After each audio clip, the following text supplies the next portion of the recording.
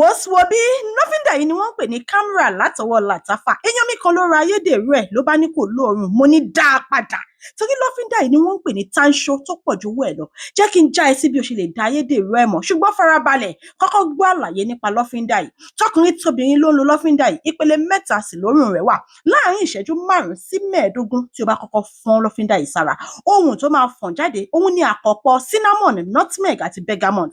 Àwọn òórùn mẹ́tẹ̀ẹ̀ta yìí ó dàbí puff-puff gbígbóná, zobo gbígbóná àti Fanta tútù.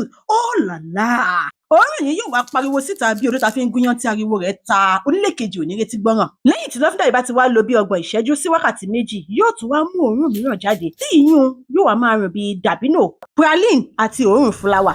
Àwọn yìí wọ́n wá máa rùn bí mílìkì olómi tó fi mọ́ ìpara ìkókó tá a mọ̀ sí baby lotion. Ní ìpele yìí ni lọ́fíńdà yìí yóò máa rùn bí ohun jíjẹ olóúnjẹ ẹ̀yà farabalẹ̀. Lẹ́yìn wákàtí bíi 2, òórùn rẹ̀ yóò wá yí padà di òórùn tí yóò fi parí iṣẹ́ pátápátá.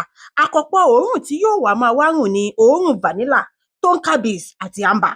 Àárín wákàtí 6 sí 10 ni lọ́fíńdà yìí fi máa ń parí iṣẹ́ ní àgọ́ ara.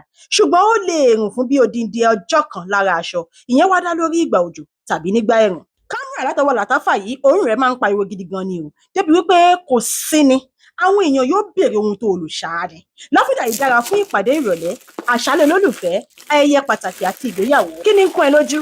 Kó o tó kówó lọ ra gúdẹ, farabalẹ̀ kó wo bí o ṣe lè dá ayédèrú rẹ̀ mọ̀ dáadáa. Ibi awíladé yìí, bó bá wá kí n ṣolódò. Pẹ̀lú fọ́nrán tó ń wò yìí, kó yẹ kó o tún bá wọn kówó ra gúdẹ mọ́. Don't forget to follow, subscribe, comment, like, share for more perfume reviews. Tó o bá ti lo lọ́fíńdà yìí rí, jẹ́ n rọ́wọ́ ẹ lókè ní comment section. Tó o bá wá ìtì lórí, ǹjẹ́ ìwọ máa fẹ́ràn láti dán wò? Keep watching till the end to really catch the difference. Ciao, ciao. Bye.